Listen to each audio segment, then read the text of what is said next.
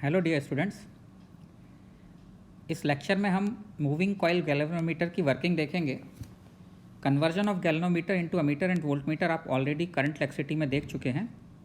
यहाँ पर हमें केवल ये समझना है कि गैल्वेनोमीटर के अंदर का स्ट्रक्चर किस तरह से होता है और कैसे वर्क करता है। Basically A current carrying coil is placed in magnetic field and when current passes through this coil it experiences A torque.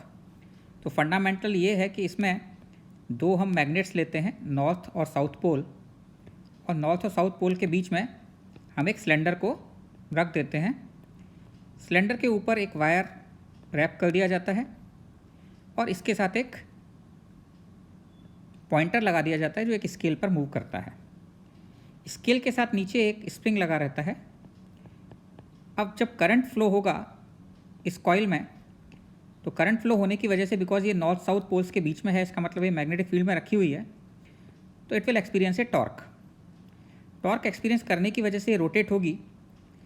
तो एक इसका अपोज करने के लिए नीचे जो स्प्रिंग लगा हुआ है ये अपोजिट डायरेक्शन में टॉर्क लगाएगा, और जहाँ मैग्नेटिक फोर्स का टॉर्क और इस स्प्रिंग का टॉर्क बैलेंस हो जाएंगे, ये पॉइंटर वहाँ पर जाकर रुक जाएगा और वो हमें करंट की रीडिंग देगा। अब इसमें समझने वाली बात केवल ये है कि हमने यहाँ पर जो नॉर्थ और साउथ पोल हैं उनको हमने ऐसे हॉरिजॉन्टल नहीं रखा है। उसका रीज़न आप समझने की कोशिश करें, बस यही एक चीज़ है जो इसमें समझनी है। अगर मैं यहाँ पर एक कॉइल रख देता हूँ नॉर्थ साउथ के बीच में इस तरीके से, और मैग्नेटिक फील्ड अगर नॉर्थ से साउथ की तरफ हम लेते हैं, तो ऐसे केस में जब एक कॉइल रोटेट होगा, तो व्हेन कॉइल रोटेट्स,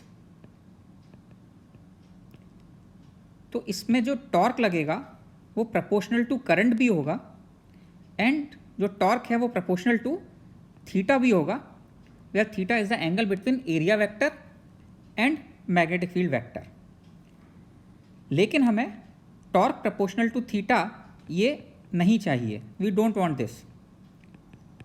हम ऐसा चाहते हैं कि कुछ ऐसा अरेंजमेंट हो जाए कि जो टॉर्क लगे वो सीधे करंट के प्रोपोर्शनल हो, सो दैट कि 1 एम्पियर करंट के लिए जितना डिफ्लेक्शन हो, 2 एम्पियर करंट के लिए उसका डबल डिफ्लेक्शन हो, 3 एम्पियर करंट के लिए उसका 3 टाइम्स डिफ्लेक्शन हो। और हम यहाँ पर जो डिविजन्स बनाएंगे स्केल पर वो इक्वल स्पेस पर बना सकें। डिविजन्स को इक्वल स्पेस पर आप तभी बना पाएंगे जब टॉर्क डायरेक्टली प्रोपोर्शनल टू आई होगा। तो हम इसीलिए इस कॉन्सेप्ट को हम यूज़ नहीं करते हैं, वी डोंट यूज़ दिस। तो हम यूज़ क्या करते हैं? यूज़ आप देख सकते हैं, मैंने फिगर में एकदम क्लियरली आपको दिखाने की कोशिश की है। यहाँ से आप देख सकते हैं कि सिलेंडर जो है वो वर्टिकल है, और सिलेंडर का जो कर्व्ड एरिया है या कर्व्ड सरफेस है, वैसा ही कर्व इन मैग्नेट्स को भी लिया गया है। यही मैंने आपको हॉरिजॉन्टल भी दिखाने की कोशिश की है। हॉरिजॉन्टल जहाँ पर सिलेंडर है, इसमें भी आप देख सकते हैं कि जो कर्व सिलेंडर का है वही कर्व मैग्नेट्स का भी है, और साथ में स्प्रिंग लगा हुआ है। आप देख सकते हैं करंट फ्लो होगा, स्प्रिंग में ट्विस्ट आएगा, स्प्रिंग जो ट्विस्ट आएगा वो एक अपोजिट डायरेक्शन में टॉर्क लगाएंगी, और इसके साथ जो पॉइंटर लगा हुआ है वो जितना ये रोटेट करेगा सिलेंडर उसके प्रोपोर्शनल रोटेट कर जाएगा। आपको इसमें मैंने टॉप व्यू भी दिखाने की कोशिश की है। ये टॉप व्यू आपको ये क्लियर करेगा कि ये किसी भी ओरिएंटेशन में रहे, कॉइल किसी भी ओरिएंटेशन में रहे, इस केस में इससे पास होने वाला जो टॉर्क होगा वो केवल प्रोपोर्शनल टू आई होगा, और ये इंडिपेंडेंट ऑफ थीटा होगा। This is independent of theta. Independent of theta, where theta is, यहाँ पर हम ले रहे हैं angle between area vector and magnetic field vector.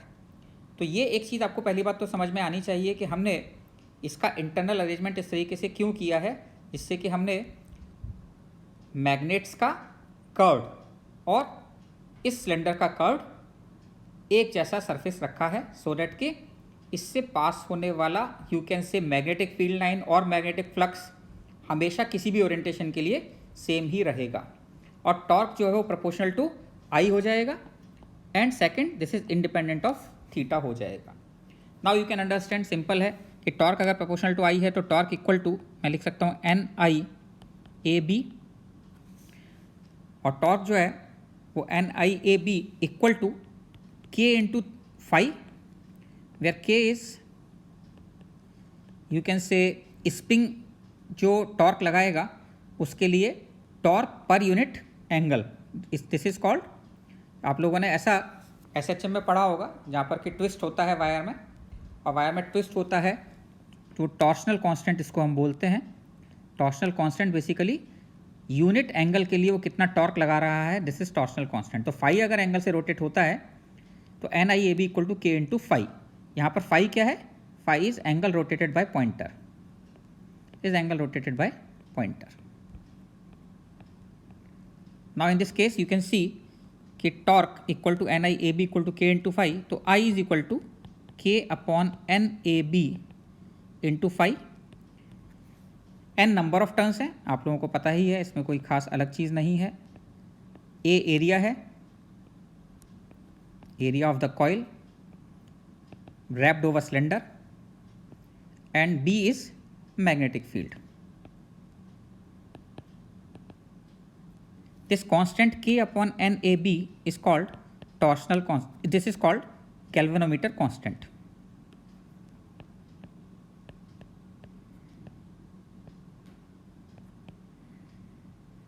If you want to define sensitivity of galvanometer, and sensitivity is defined as deflection पर unit current, तो unit current के लिए जो डिफ्लेक्शन होता है that is called sensitivity, and this is basically reciprocal of galvanometer constant N A B divided by K, this is 1 by galvanometer constant. Now if you want to increase sensitivity, तो to increase sensitivity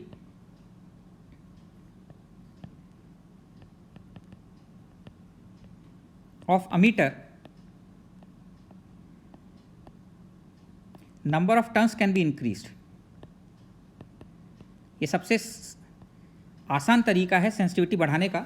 अगर आप area बढ़ाएंगे तो बल्कि हो जाएगा system, अगर आप मैग्नेटिक फील्ड इंक्रीज करना चाहेंगे तो भी आपको बड़े मैग्नेट्स लेने पड़ेंगे या स्ट्रॉन्ग मैग्नेट्स लेने पड़ेंगे। सिंपल सा तरीका है कि नंबर ऑफ टर्न्स आप बढ़ा दीजिए तो सेंसिटिविटी बढ़ जाएगी, यानी यूनिट करंट के लिए जो डिफ्लेक्शन था वो इंक्रीज हो जाएगा। लेकिन यहाँ पर हमें ध्यान रखना है कि अमीटर की सेंसिटिविटी तो हम नंबर ऑफ टर्न्स से इंक्रीज कर सकते हैं, लेकिन अगर हम सेंसिटिविटी ऑफ वोल्ट मीटर देखें तो सेंसिटिविटी ऑफ वोल्ट मीटर इस पर डिपेंड नहीं करती number of turns per. Sensitivity of volt meter अगर आप इंक्रीज करना चाहें तो आप देख सकते हैं ये क्या होगा, फाई अपॉन वी होगा। वी इज इक्वल टू क्या होता है, एन ए बी बाय के,